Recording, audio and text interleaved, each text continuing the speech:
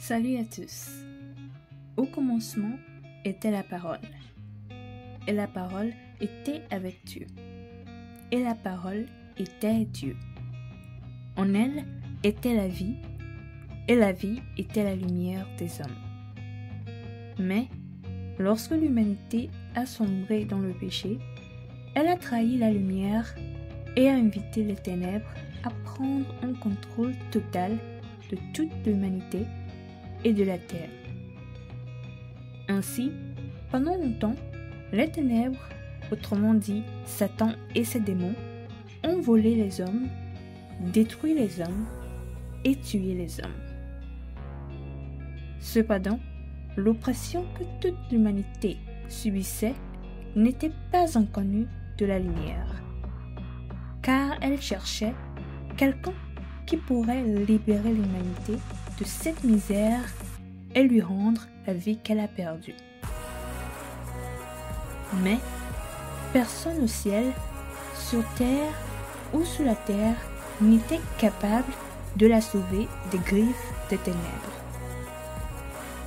Et quand les cœurs sont devenus attristés et que les pensées étaient tout chamboulées parce que tout espoir s'évadait, voici, par le Saint-Esprit, le prophète Ésaïe, dans ses écrits, le chapitre 9, au 5e verset, nous dit « Car un enfant nous est né, un fils nous est donné, et la domination reposera sur son épaule.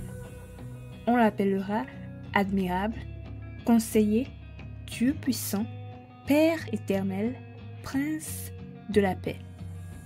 Amen. » En effet, frères et sœurs, bien qu'il n'ait pas trouvé une seule personne, Dieu, la lumière, la vie, lui-même, par sa bonté immense et son amour inébranlable, pour vous et moi, s'est levé de son trône et a pris sur lui-même la charge de nous apporter le salut.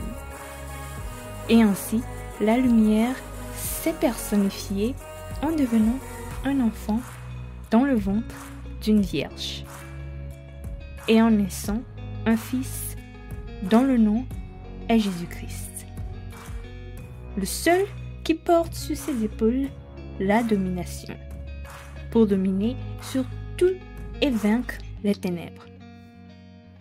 Le plus admirable de tous, dans la nature miraculeuse, est un mystère pour tout penser. Elle ne peut jamais être sondée ou handicapée. Le merveilleux conseiller, dont la lumière illumine et guide sur le droit chemin la vie de ceux qui acceptent de le recevoir.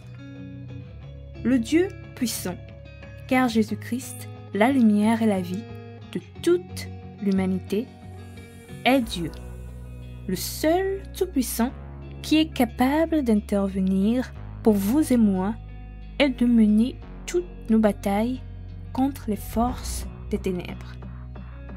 Le Père éternel, qui, contrairement à nos pères physiques, qui finissent par décéder, ou dans certains cas, à nous abandonner, ne nous laissera jamais orphelins ou sans sa présence si nous venons à lui. Enfin, il est le Prince éternel de la paix. Car en effet, la lumière est royauté, et quiconque reçoit cette lumière sera rassasié d'une paix abondante dans le royaume de Jésus-Christ qui est à venir. Bien-aimés en Christ, sachez que nous sommes et avons toujours été au milieu d'une guerre entre les forces des ténèbres et les forces de la lumière. À un moment donné, dans cette guerre, nous sommes devenus esclaves des forces des ténèbres et étions à la merci de l'ombre de la mort.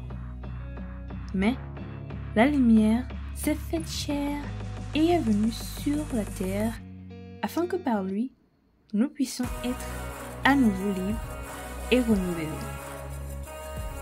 Bientôt, cette guerre prendra fin.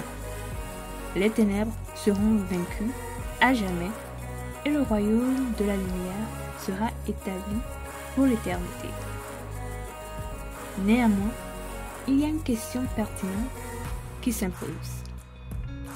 Lorsque cette guerre prendra fin, serez-vous une victime des ténèbres, balayée par l'ombre de la mort, ou un ou une rachetée de la lumière, partageant la gloire de Jésus-Christ, le vrai et unique Dieu,